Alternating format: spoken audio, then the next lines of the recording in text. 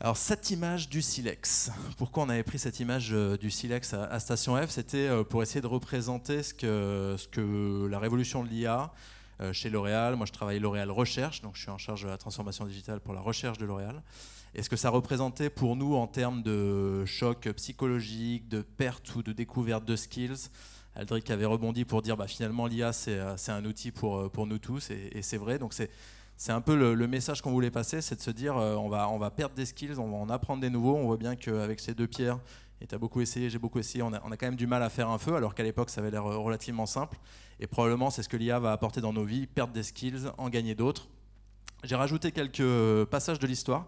Je pense qu'on n'a pas suffisamment parlé la dernière fois au DIMS. Il y a eu deux étapes importantes dans l'histoire de l'humanité. La première fois où un homme préhistorique ou une femme préhistorique, homme avec un grand H, a dessiné des lèvres, a dessiné un rouge à lèvres. Donc ça c'est la magie de la Generative AI, c'est qu'on va bientôt faire croire aux enfants qu'il y a eu ces étapes-là vraiment dans l'histoire de la beauté et de l'homme préhistorique. Ça s'est pas passé exactement comme ça, mais tout ça c'était pour reboucler sur le fait qu'on va bien évidemment parler de cosmétiques. Et donc ça c'est ce qu'on fait aujourd'hui. Là c'est pas une grosse nouvelle, mais on fait des rouges à lèvres, des shampoings. Ce qui est important dans cette image, bien évidemment on fait des rouges à lèvres, ça c'est un rouge à lèvres Lancôme, la teinte 296. Ce qu'elle raconte cette image, c'est bien évidemment la couleur. Donc vous allez voir, on va en parler, vous imaginez bien que derrière le choix de la couleur pour tous les pays du monde, il y a beaucoup d'algorithmes qu'on met en place. Vous voyez une texture, et la cosmétique, ça paraît simple sur le papier. En fait c'est quand même très technique parce qu'on a trois composantes, voire quatre, qu'on veut essayer de faire coexister. Alors il y a bien évidemment le prix, parce qu'on veut, c'est quand même un plaisir accessible pour la plupart d'avoir un rouge à lèvres. Alors pas forcément un Lancôme, ça peut être un Maybelline, ça peut être d'autres marques qui sont encore plus accessibles que Lancôme. On veut bien évidemment un plaisir sensoriel, la texture, le parfum, la couleur, et puis on veut une performance, parce qu'à la fin, si la femme rachète le rouge à lèvres, c'est parce qu'il y a une certaine tenue dans le temps, dans la durée, et c'est ces trois paramètres-là qui sont difficiles à faire coexister. Et c'est là où les algorithmes d'optimisation nous permettent d'avoir la bonne texture, la bonne sensorialité, la bonne durée dans le temps, et puis le bon prix. Donc c'est tous ces éléments-là qu'on va parcourir.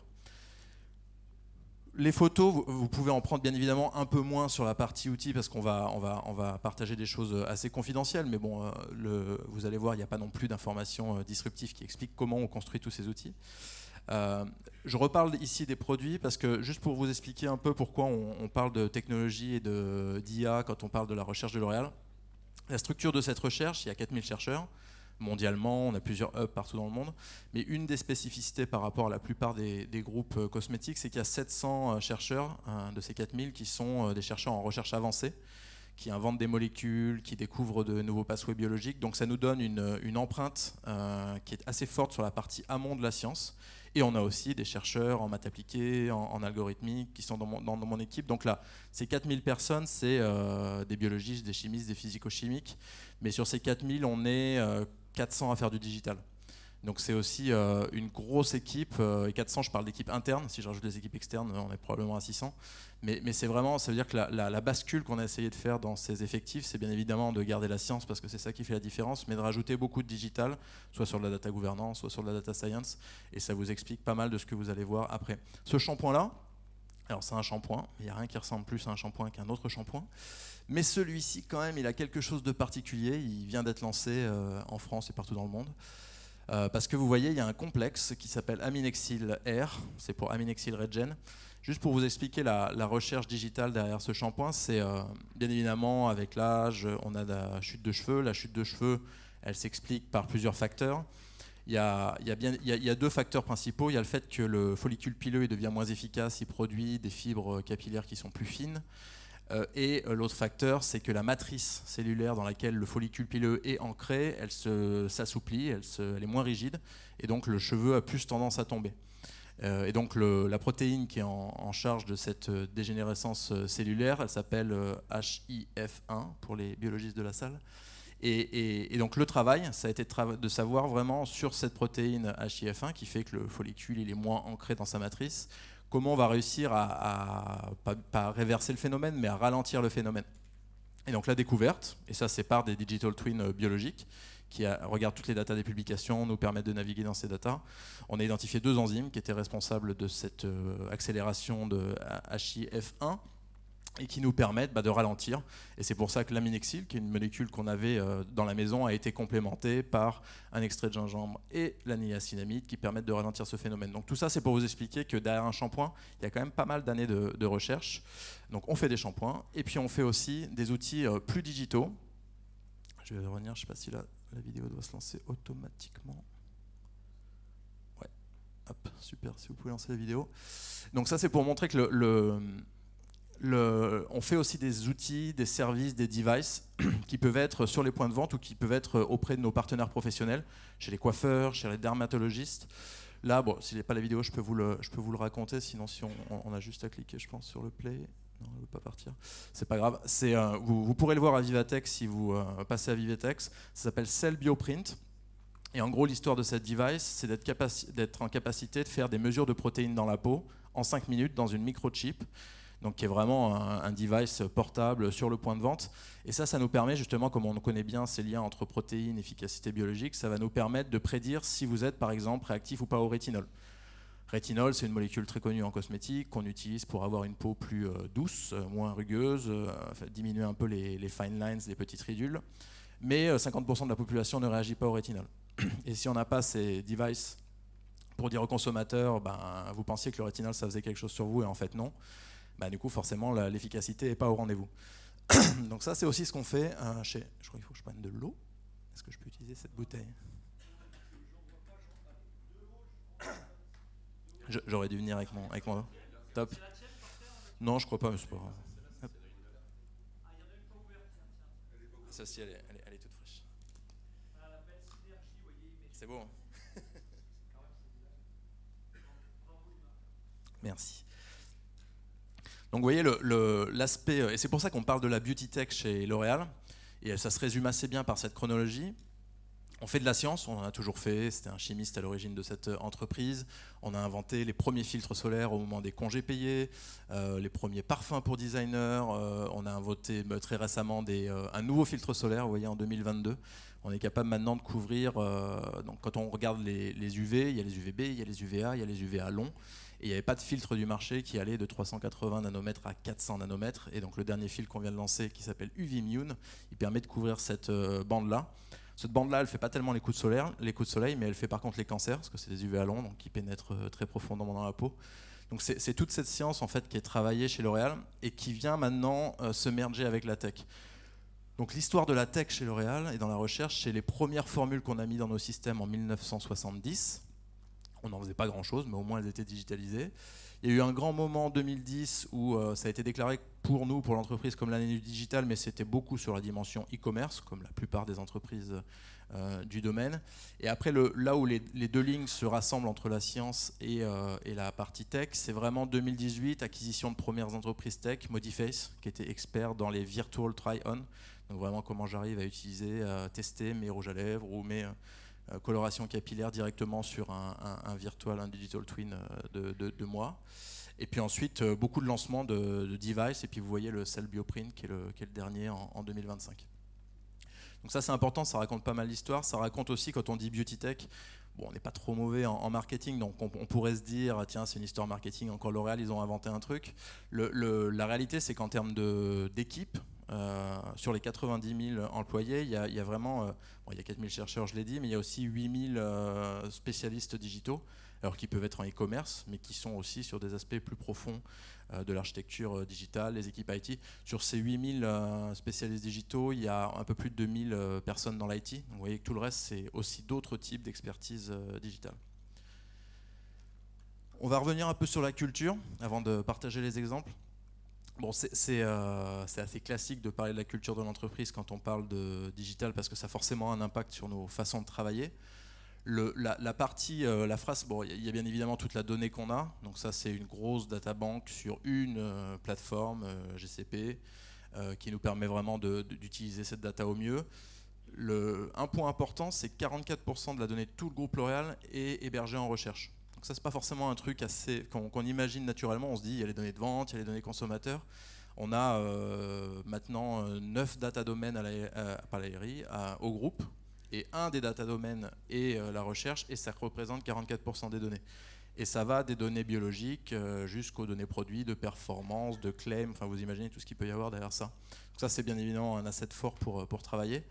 Et le côté poète paysan, pareil, c'est une phrase qui nous a été dite, je pense, il y a 20 ans, un peu plus, même peut-être 30 ans maintenant, par un de nos leaders. Mais c'est vraiment la philosophie de se dire, on réfléchit, stratégie, loin, on essaie de pousser la vision, mais il faut vraiment que ça marche à la fin. Et ce côté très terrien, c'est quand même quelque chose qu'on retrouve beaucoup et qui est forcément très important quand on travaille sur des cas d'IA, d'époque, pour être sûr que tout ça, ça atterrit bien. La partie valeur, je ne vais pas revenir sur celle du haut, les principes éthiques qui sont bien évidemment très importants quand on fait de l'intelligence artificielle. Le côté, je vais juste revenir sur la partie entrepreneuriale, parce que ça raconte un truc sur notre modèle de gouvernance. On vient d'un modèle mais très très entrepreneurial. Pour ceux qui connaissent un peu L'Oréal, ça ressemble à une PME qui a grossi un peu trop vite de l'intérieur. C'est en termes de processus, de façon de travailler. C'est pour ça qu'on passe à un gros projet sur SAP, parce qu'il faut qu'on harmonise tous nos process de travail dans le monde entier. C'est douloureux bien évidemment parce qu'on ne vient pas de cet univers-là. Et donc ça raconte quelque chose sur la capacité de créer partout, tout le temps, dans tous les pays. Bien évidemment, il faut qu'on bascule avec une gouvernance plus forte pour s'assurer que tout ça passe à l'échelle. Et ça, le virage de la gouvernance plus forte, on l'a fait dans les 4 dernières années, où vraiment maintenant on arrive à une centralisation des budgets, de l'exécution parfois. Pour vous raconter l'histoire très concrètement, pour la recherche, 100% des budgets qu'on passe sur le digital sont vraiment pilotés dans mon équipe. Et ensuite, bien évidemment, on délègue l'exécution en fonction des besoins business, des besoins métiers. Mais on a voulu vraiment que ça soit renforcer un peu cette gouvernance pour être sûr de faire des gros use cases à l'échelle. Alors maintenant, qu'est-ce qu'on fait? Donc ça, très concrètement, c'est la chaîne de valeur de la recherche. Bien évidemment, on travaille avec nos partenaires des opérations, du marketing, beaucoup de partenaires extérieurs. Mais les grandes étapes qu'on veut réinventer dans la recherche, c'est la recherche avancée qui ressemble beaucoup à ce que peut faire l'industrie pharmaceutique. Notre formulation, parce que c'est vraiment là qu'on crée les formules, donc c'est vraiment le cœur de la machine. Tout l'assessment regulatory, microbiologie, safety, sécurisation de nos matières premières, en cosmétique, comme dans pas mal de domaines, mais le food par exemple, il y a un vrai enjeu de supply, où est-ce que je vais sourcer mes matières premières, avec quel enjeu réglementaire, quelle rapidité de sourcing, quel prix de la matière première. Et puis, la cosmétique a ça de particulier, c'est que quand on vend un produit cosmétique, on vend le produit, puis on vend les claims qui vont avec. Et selon les catégories, les deux peuvent avoir un poids différent. Quand je vends un déodorant, ou même un produit solaire, finalement, on a un SPF, on a le nom de la marque, on veut que ça délivre la performance, les claims additionnels ne font pas une grosse différence. Quand on vend un produit de soins, vous imaginez bien qu'entre une crème L'Oréal Paris à 10 € et entre une crème Helena Rubinstein à 500 €, il y a énormément de différences en termes de composition, d'ingrédients, mais il y a aussi la capacité à raconter l'histoire scientifique de la crème qui change énormément. Donc toute l'accumulation de la connaissance et comment on la raconte au consommateur, c'est aussi quelque chose que la technologie nous aide à accélérer. Gros travail sur la data. Bon, ça va surprendre personne, mais on peut être vraiment confiant maintenant sur nos cas d'IA, de GenAI, parce que depuis 3 ans et demi, 4 ans, la majeure partie des investissements sur l'équipe RI a été sur la data. Donc là, depuis 4 ans, on a 75 personnes qui sont en fixe dans les équipes qui font la data, la data governance et de la data science, et on a plus de 200 externes. Et ça fait 4 ans qu'on investit à cette hauteur-là pour arriver à ranger, structurer, faire de la data retrieval dans les systèmes, alors que ça soit sur parfois la caractérisation de matières premières, pour devenir propriétaire de cette data, sinon c'est la data de nos fournisseurs, caractérisation des formules, aller chercher tous les documents dans nos bases de données pour remonter tous les tests de performance, les études cliniques. Donc ça, c'est vraiment un travail énorme, des investissements assez majeurs pour nous arriver à faire deux choses, à mettre cette data à disposition soit dans des outils, soit dans des dashboards. Et on a aussi fait un gros travail de rationalisation de nos dashboards. On en avait 5000, comme la plupart, je pense qu'il y a des dashboards dans tous les sens, il y en avait 5000. Là, on a rationalisé à 200, très structurés, très gros, partagés avec tous pour arriver à mutualiser ces dashboards qui regardent tous les éléments sur la chaîne de valeur. Encore plus concrètement, et là je vous donne juste quelques exemples de ce qu'on développe. Ça par exemple, c'est un digital twin du cheveu. Donc là c'est vraiment beaucoup d'années d'expertise. Un partenaire start-up dont je tairai le nom mais qui est très expert sur ces sujets de digital twin et qui nous permet d'avoir une modélisation atome par atome des polymères qui vient se déposer sur une fibre capillaire. Et vous voyez ce qu'il y a en orange, c'est les irrégularités ou les dommages dans la fibre capillaire.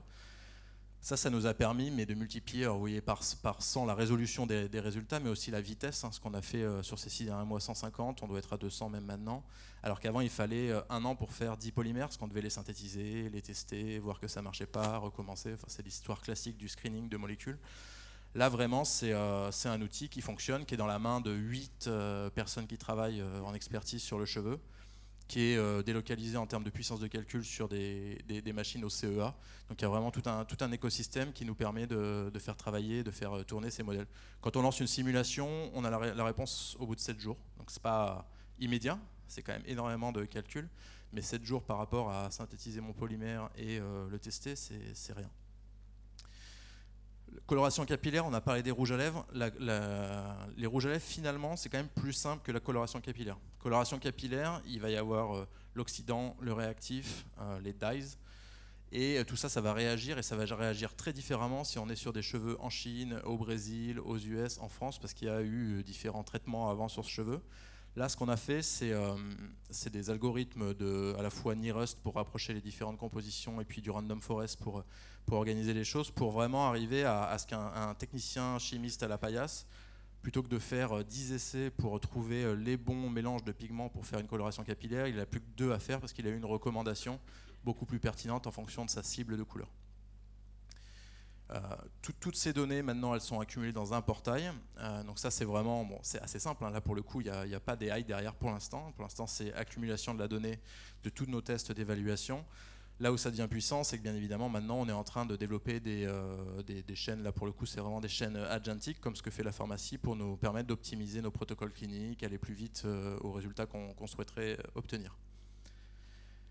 Un autre exemple assez intéressant, pareil, qui paraît simple, mais c'est les ratings and reviews des consommateurs. Et ça, je pense que pour plein d'entre vous dans la salle, c'est la même question. On a envie de partager ce socle commun d'analyse des ratings and reviews des consommateurs au travers tout le monde entier. Et donc là, c'est la Consumer Loop qu'on a développée depuis 3 ans. Alors là, c'est beaucoup. Alors bien sûr, on achète la data à Amazon, à tous les providers de data, de rating and reviews. Mais ensuite, les algorithmes de NLP, enfin tout ce qui va traiter ces rating and reviews consommateurs, là, pour le coup, il y a une grosse expertise qui a été développée pour pouvoir traiter le commentaire d'un consommateur japonais, chinois, brésilien, français, avec le même niveau de compréhension et pas de biais culturel aussi sur la façon dont on le traite. Comme nos équipes sont très internationales, c'était important que chaque personne dans le monde regarde ces produits avec le même niveau de granularité et puis aussi le même niveau de compréhension des feedbacks. Alors, tout ça, bon, ça c'est les quelques chiffres de la recherche. Vous voyez l'investissement recherche, donc c'est à peu près 3% du chiffre d'affaires du groupe, donc c'est assez important. Un peu plus de 10% de ces 1,3 milliard passent sur le digital, donc c'est important aussi pour vous donner des ordres de grandeur d'investissement digital dans cette partie scientifique. On retrouve le nombre de formules qu'on lance, les brevets. Pareil, les brevets, on faisait bien évidemment beaucoup de brevets de chimie, physico-chimie, biologie, packaging, et là on est en train de basculer vers plus de brevets sur des entraînements de modèles, des façons de créer des foundation modèles, toutes ces choses-là, c'est des choses qu'on est en train de développer. Et bien évidemment, on ne fait pas tout ça seul. Et là, je voulais juste vous partager, pour finir la présentation, 2 exemples. 2 exemples, celui avec IBM, qu'on a communiqué publiquement. Là, l'idée, c'était de se dire, bon, on a toute cette data. Sur la droite, on a, et ça je vous l'ai déjà raconté, les 150 000 dossiers de performance, les 6 000 matières premières. On a 1,8 million de formules dans nos systèmes. La question, et puis plein de documents sur lesquels on est en train de faire du data retrieval. La question, c'était vraiment de se dire comment j'arrive maintenant à pas uniquement faire des algorithmes experts, qu'on a déjà pas mal développés. Je suis capable de prédire la sensorialité d'un produit solaire, des choses comme ça, mais arriver vraiment à développer un foundation model à l'échelle. Et donc là, c'est là qu'on a été chercher IBM. On a scouté bien évidemment tous les partenaires. Pour vous donner aussi, et ça rejoindra le petit speech qu'on aura après sur la façon de créer des partenariats, ce qui a fait qu'on a choisi IBM, et c'est dans le contrat, donc c'est relativement confidentiel, mais je vous le partage quand même, c'est l'IP, parce qu'on voulait vraiment avoir l'IP des modèles qu'on construit. C'est bien évidemment l'exclusivité, le fait qu'ils ne puissent pas travailler tout de suite avec des concurrents.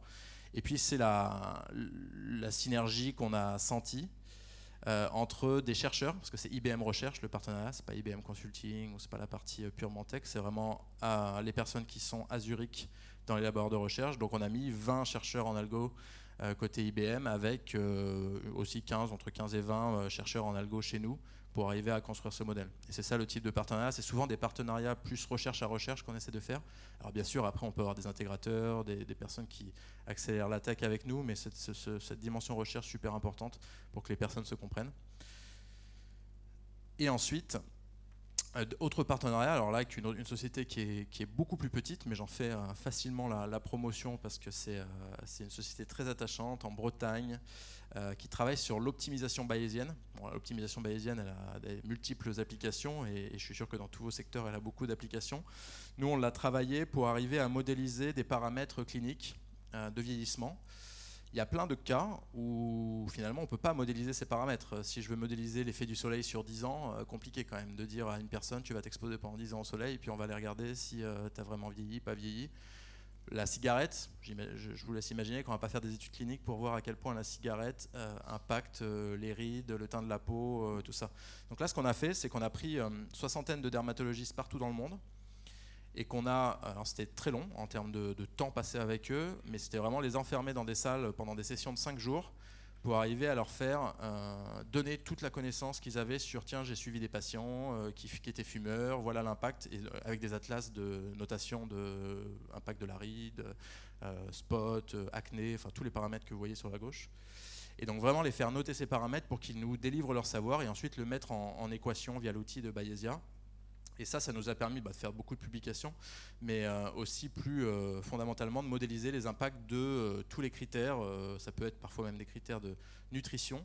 Là, vous voyez l'impact du soleil. Donc l'image générée à gauche, c'est vraiment le before and after, uniquement sur le paramètre soleil, mais pas d'autres facteurs qui impactent, je crois que c'est 15 ans, ouais, 20 ans je crois, d'exposition au soleil, l'impact sur les taches. Vous le voyez sur les taches sur la peau. Utiliser des protections solaires, surtout à Marseille à l'approche de l'été. Mais ça permet vraiment de décorréler tous les facteurs et de faire des études cliniques virtuelles, donc encore une fois des digital twins, avec de l'optimisation bayésienne.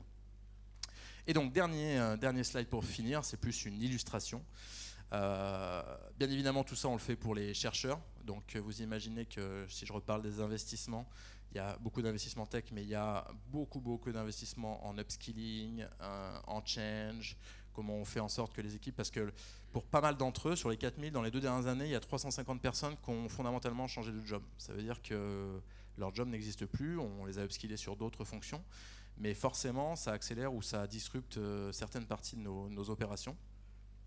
Et donc ce qu'on essaie de regarder, c'est bien évidemment regarder à toutes ces dimensions-là, mais de les aligner suffisamment bien pour pas qu'on soit en game over. Donc la culture, on en a parlé. Le data management, c'est ce qu'on a montré au tout début de la présentation avec des gros investissements. Le leadership buying, on pourra en discuter dans la partie questions-réponses, super important. Donc à la fois le poids que donne ma boss dans l'écosystème et puis tous mes collègues qui sont directeurs de toutes les business units de la recherche. Ce buying, il est quand même très clé pour que ça fonctionne et pour le coup ça fonctionne bien. L'upskilling, reskilling, on en a parlé. L'IT infrastructure, ça s'entend. Vous imaginez bien que pour tout ça, il y a besoin d'une infrastructure solide et d'ailleurs qui évolue au fil du temps et au fil des besoins. Un truc très concret et ça peut faire partie des choses sur lesquelles on peut collaborer. On a bien sûr la data platform, on a bien sûr tous nos applicatifs, mais là, on avait vraiment un gros besoin de knowledge graph pour interfacer toute cette data, faire des ontologies sémantiques, donner du sens pour construire notre modèle de formulation par exemple, c'est essentiel. C'est pas juste la data qui va créer le modèle. Donc là, on vient de signer avec Neo4j, mais il y en a plein d'autres que vous connaissez. Mais pour ça, c'est typiquement une infrastructure qui va nous permettre d'accélérer les choses. Ensuite, la collaboration sur les outils, les budgets bien évidemment, UX, UI, approaches, alors ça c'est clé. Honnêtement, on a pris un peu de temps pour s'y mettre, mais je pense que maintenant on commence à être assez puissant parce que ça fait toute la différence. Pas besoin de vous convaincre, mais sur la partie utilisation de nos outils, le change management. Ça, c'est super important. Je le redis, dans tout notre écosystème digital, donc j'ai parlé de 400 personnes, elles n'existaient pas il y a 4 ans. C'est-à-dire qu'il y a 4 ans, il y avait peut-être 50 personnes. Et dans les choix qu'on a fait pour structurer cette équipe, on s'est dit 85-15. En gros, 85% des personnes vont venir du terrain Ils étaient formulateurs, ils étaient dans les laboratoires, ils avaient une expérience en physico-chimie. On va les faire basculer dans cet écosystème digital. Et 15%, on va devoir les recruter à l'extérieur parce que voilà, on n'a pas la compétence en interne qu'il faut. Est-ce que c'est le bon équilibre? Je ne sais pas, mais en tout cas, ça fonctionne plutôt bien dans la capacité à comprendre les besoins des utilisateurs et puis à apporter quand même les bonnes tech au bon endroit. Et bien sûr, la GenAI qu'on va pouvoir leverager à fond. Voilà, merci à tous. J'espère que ça vous a raconté. Ce qui est vraiment fort, c'est qu'il y a la recherche, etc. Bon, il y a le packaging, c'est vrai que dans L'Oréal, mais tu finis par un Tetrix, il faudra que tu m'expliques, c'est vraiment trop fort. Allez, c'est l'heure des questions, c'est l'heure des échanges. Toi, Mathieu nous va te calmer tout le monde. Ah non, quand même, c'est rare qu'il n'y ait pas de questions. En avant la musique. Merci. Deuxième fois que je la vois, et top à chaque fois la présentation. Je suis curieux sur la partie leadership, ce que tu peux nous en dire un peu plus de manière libre. Et notamment, la première fois, ça m'avait marqué, là ça m'a remarqué, c'est contrairement à beaucoup d'entreprises, pour être pas mal spécialisé IA pour ma part, vous parlez pas de 10 000 sujets, quoi. Enfin, il y en a 3-4, d'efforts, impact, et vous y allez à fond. Et je me demandais si ça venait de votre structure, de votre leadership, comment ça se fait que vous n'avez pas fait le discours, désolé, je ne veux pas être critique envers ceux qui le font, mais on a 50 cas d'usage d'IA, wow, quoi, top, enfin, tu vois, il y a d'époque, mais là, tu as des vrais projets, quoi. Et tu en as 2, 3, 4, et c'est tout. Ok. Bon, première réponse sur le leadership, vraiment la structure organisationnelle aide beaucoup. Hein. Donc je parlais de la centralisation des budgets. Bon, la réalité, c'est quand même, ça donne un pouvoir dans la discussion qui est super fort. Et mon rôle, il a deux aspects. Il a la partie Digital Factory, donc vraiment tout ce qu'on doit produire en digital, et transformation, qui n'a rien à voir avec le digital. C'est est-ce qu'on avait cette cible d'organisation, de delivery, plus de formules, plus de brevets? Est-ce qu'on est en train de se transformer? Donc en fait, j'ai les deux aspects. C'est à chaque fois, j'essaie de monitorer ce que ça va donner la transformation de telle entité et comment on leur donne les moyens pour le faire d'un point de vue digital. Donc le point important, c'est que dans mon équipe directe, bon, bien évidemment, j'ai toute la partie tech, mais à chaque fois en dotted line, j'ai un Chief Digital Transfo Officer de chaque entité de la recherche. Donc cette personne-là, pour les métiers, pour l'évaluation, pour la recherche avancée, elle a moi en dotted line et son boss direct de l'entité et on fait tous les entretiens ensemble et on fait toute la roadmap ensemble. Donc il y a ce co-ownership qui est super important et on se tient par les budgets et par l'impact dans cette trajectoire. C'est le premier truc. Alors la deuxième réponse, c'est parce que je cache tous les cas je cache les centaines de cas qu'on essaie de pousser. Non, après, bien évidemment, il y a bien plus de cas que ce qu'on voit sur les slides. Quand même, la gouvernance et la centralisation des budgets aident beaucoup à rationaliser. Si j'ai fait venir IBM, c'était aussi pour focaliser les énergies. Parce que des algorithmes de prédiction de la formulation, il y en avait dans tous les hubs, dans tous les trucs. On s'est dit, les gars, on va mettre un certain montant sur la table avec IBM. Donc en fait, tous là, on travaille dans une seule coordination projet avec ce partenaire-là. Et en fait, ça focalise énormément les énergies. Donc parfois, l'impact des partenaires extérieurs, c'est ça. C'est d'un seul coup, tout le monde a compris qu'il n'y avait qu'une seule façon de faire de la formulation à l'échelle, c'était avec ce partenariat.